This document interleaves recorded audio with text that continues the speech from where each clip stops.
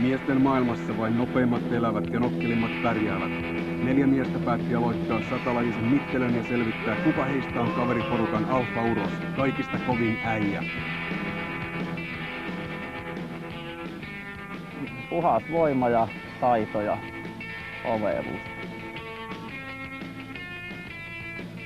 Vahvuushan kyllä on ehkä sitten loppujen lopuksi riitomaisuus.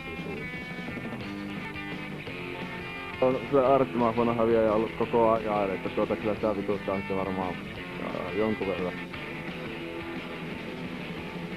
Voima, kestävyys ja kivunsietokyky. 100-ottelussa korkeinta oikeutta käyttää miesten valitsema tuomari.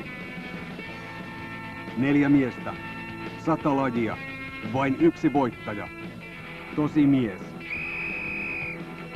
Tänään näemme, kuinka Heinäkosa kiristää Näksyn ja Baasin hermot kuminauhaksi. Tötteröjalkapallossa peliväline potkitaan maaliin vaikka väkisin.